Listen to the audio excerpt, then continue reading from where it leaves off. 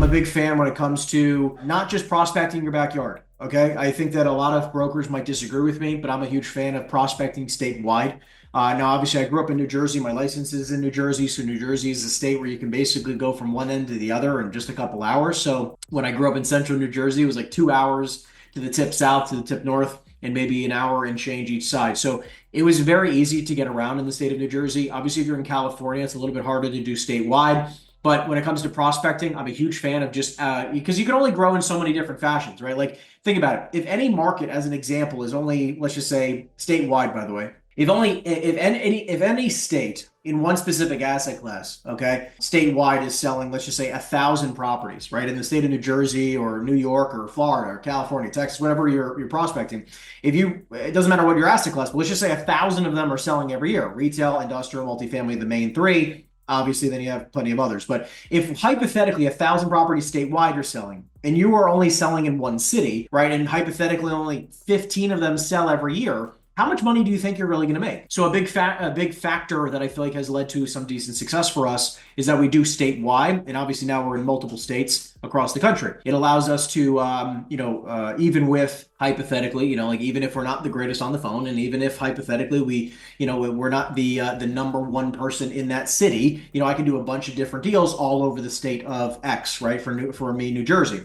So one is expand geographically. Second one is expand asset class wise. So instead of becoming, the number one person in industrial in, one county, I say, why don't you just prospect all industrial statewide? Because you're going to have a much higher likelihood of doing a lot of business, making, multiple six figures or seven figures a year, if you prospect statewide within your asset class, or jump asset classes. Do industrial and retail, do multifamily, industrial, retail. I do everything. I do investment sales. If it makes money, I sell it. So a big factor that we talk about with other agents is like, hey, expand geographically, expand your asset classes. Now we're gonna go to number two. Let me see. Okay, we're gonna not zoom out. Next thing you're gonna do is you're gonna pull up a list of every single property that has sold, okay, in the last 24 months. The reason why this is very important is that you're going to build a wonderful buyer's list. And what we try to do, what it says here, I know it's a little bit small. So what it says here is that all the properties from between 500,000 and 20 million, you're going to do not owner occupied.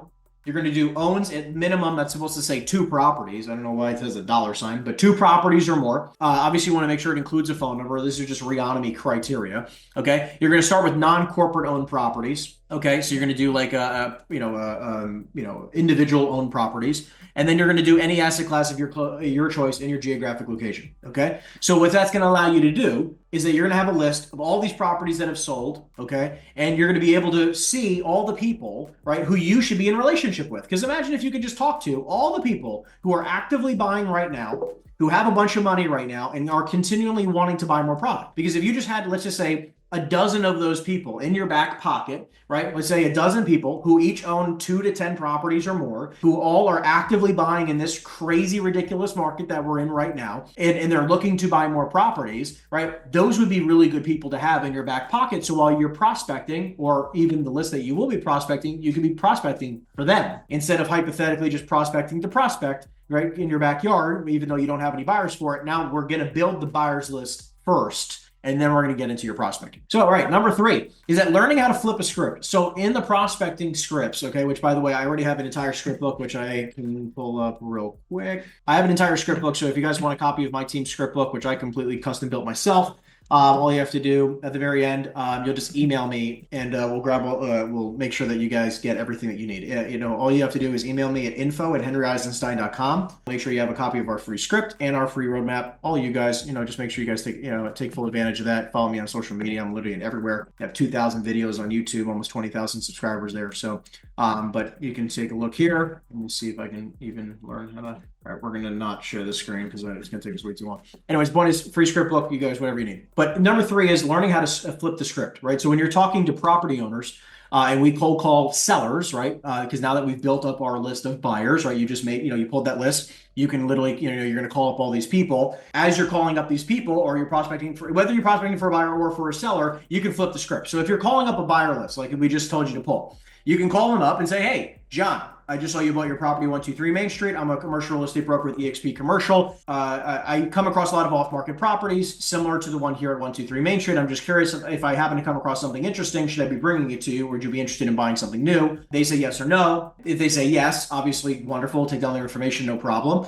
right? And then you can say, or if they say no, even if they, if they say yes, you can even flip into the new script. And if they say no, you can flip to the other part of the script, which is, I can completely appreciate you don't want to buy something else, or that's awesome, you're interested in buying, you're just interested in buying this kind of stuff. And then you can flip it to a seller script, which is, would you be totally against maybe selling this property if you happen to get a wonderful price? Now, if they bought it for a steal, they might be open to selling it for $1 million profit in a year. Now, and this happens all the time. Now, obviously, if they just paid a premium, they're not going to probably sell it right now because they're not going to get so much of a premium for it, But if they hypothetically bought it for a steal a year ago, they might want to make $1 million in 12 months, right? We like to just practice, flipping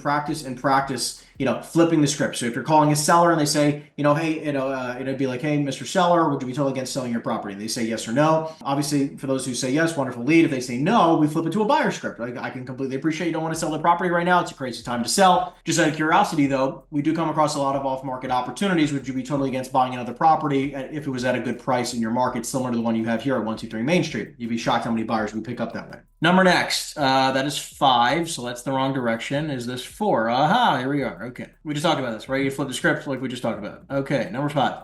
So once you have 3+ buyers by doing this, right? Once you have 3+ buyers from prospecting your buyers list, okay, now you're going to spend the rest of the time, okay, because now, I would tell you and urge you to try to get to 10 or 15 or 20 of these buyers from that list, because there's going to be at least 100 buyers in your state, okay, or even in your market. There's going to be 50 to 100 of them. Okay. And the goal is to get to at least 10 or 20 of them. But at a bare minimum, once you get to 3 legitimate buyers, you vetted them, they're interested in buying right now, they own a bunch of properties right now. What you're going to do is that now you're going to spend at least 2 hours in the mornings, call it 8:30, 8 o'clock, 9 o'clock, right? I used to make the joke, because I used to start prospecting 7:30 in the morning. Everyone in the world would always make fun of me and say, Henry, why possibly would you make calls starting at 7:30 in the morning? It's way too early. And I'm like, it's funny. The only people who ever said it's way too early are other real estate agents, because everybody else is up. Nonetheless, I would tell you to start prospecting for at least 2 hours a day. On average, our team makes between 300 and 1,000 dials. Each agent makes between 300 and 1,000 dials each a day. We don't really care about how many dials they're making. What we care more about is they generate at least 1 lead per day, have at least 30 conversations a day, because we believe that anyone who generates at least 1 seller lead a day and writes up 1 offer per day is probably going to make some good money, right? So those are the more important metrics. Dials is not really that important. So I don't really hold too much of them against them, but I highly recommend that you're making a minimum of 2 hours of calls every single morning, and then get back to building your buyers list until you're at around 10 or 15. Then you're going to spend infinitely more time on generating that seller lead list, or more sellers for those buyers. By the way, I always look at properties that haven't been sold in 20 years. People who own, when you're calling for sellers, hasn't been sold in 20 years. People who own less than 2 properties, at least 2 properties or less. And when they did buy their property for industrial and retail, this works really, really well, where you sort it by the price per square foot that they paid. So if your market price per square foot is, let's say, $200 a square foot for retail or industrial right now, hasn't sold in 20 years, so owns 2 or less properties, and then when they bought it, it was bought for $100 a square foot or less, right? So 50% of what market is today. Because I know hypothetically, if market's 200 and I can easily get them an offer at 180 a foot, right, all day long, I'm going to hope and pray. Like again, think about how crazy this is. There are people who paid 180 to 200 a foot, which is what the market is now, hypothetically, 20 years ago. Why on planet Earth would I call them and have them think, right? Most of the time, they're going to think that their property's worth more money. So if they paid 200 a foot 20 years ago, they're probably not going to want to sell right now. So I want to make sure I control that. Let's see. Next. Number next is, eventually the goal here is to have 10 VIP buyers, like we just talked about, within your first 30 days of this new prospecting idea, right? And again, every single one of our agents, this is their first 30 days with us. They generate as many buyers as they possibly can within their first 30 days.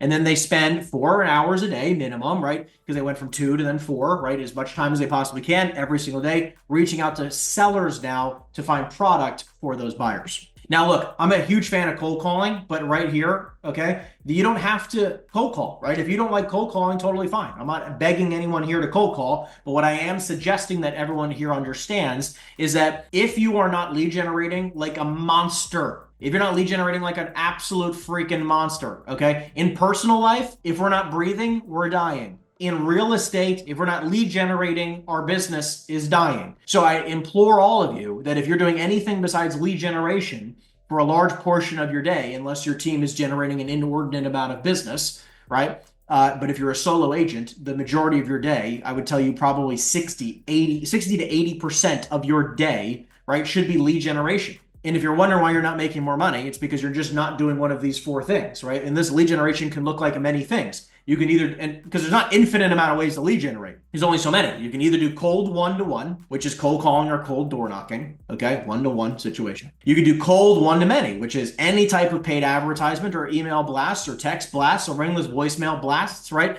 Paid ads of, pay-per-clicks, Facebook, YouTube, whatever you want. I think I meant to say online ads. I don't know what the heck is fun ads. I don't know what that is, so don't worry about that. We're gonna have to change that later. Warm one to one. I don't know what warm to plus means, but this is, by the way, you know what this was made of? You know how we bought and we made this PDF? AI.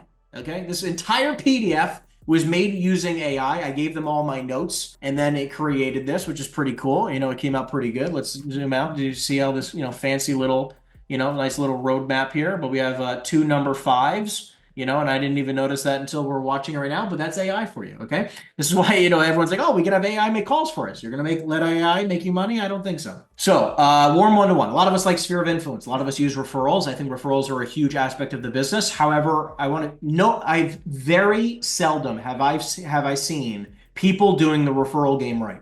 If you're going to work your business by referral and you're not asking for at least, I'd say, between 5 and 10 referrals a day, okay? A day, which means you're calling you're calling your phone book, right? Your contact list. Like right now, if you go on your contact list, at the very bottom, Google, Apple has this really handy dandy way of totaling your contacts at the very bottom. Mine says 3,196 contacts. I don't save everybody in here. They're all in my CRM, tens of thousands of people in there. I have 3,000 people on my phone.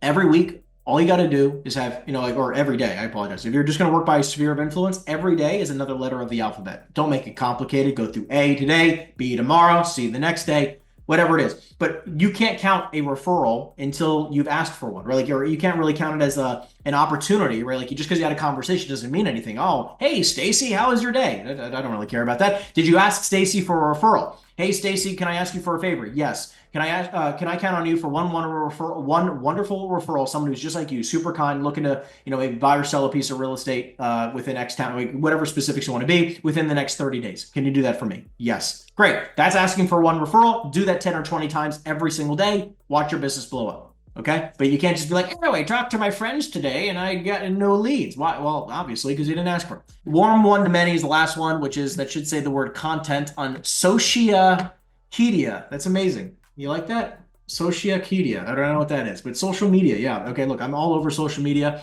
We post about 300 times a month. So I would tell you, look, it wasn't always like that for us. I started with one platform posting once a week, and then we slowly started growing it out. Obviously, I now have a team. I have a team of 9 VAs between content, posting it, DMing for me, the whole 9 yards, right? So point is, I would tell you, if you're going to do any one of these, choose one and then become the best in the freaking world at it. You don't have to do all of them all at the very beginning. As you close deals, you get, you can be more diversified. Number 7, I would tell you do any one of these lead generation strategies. So you're getting 30 leads a month, like we just talked about. Focus on one. 2, you're getting at least 30 leads a month.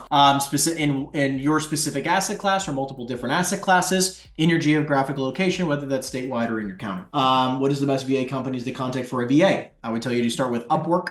Or any of the type of, those, or Facebook groups. Upwork, Facebook groups, or other things like that. Typically the best way, at least for me, that's where I started. And then we hired one VA, which we now have 15 VAs, but just in my content side, I have 9 VAs who I pay about $8,000 to $10,000 a month for, just every single month, just for my content. Hold on, let's get to number 8. Okay, number 8, let's zoom out a little bit so we can actually read that. Create a follow-up system and a process for each, and deal stages for each deal. Because it's important is understanding is like, okay, great. You did your lead generation and you have your buyers. You're going to bring your property, your seller, and you're going to bring them to your buyer, and you're going to try to make them really happy together and make an offer, right? Because the funniest thing I've noticed is that this real estate business is really freaking simple, right? It's like we prospect for a seller. person who wants to sell a property. We prospect for a buyer, somebody who wants to buy properties. We put them together and we get our buyer to make an offer on this property of some sort. And sometimes they're in the ballpark in which you can get it done, and sometimes they're not in a ballpark, right?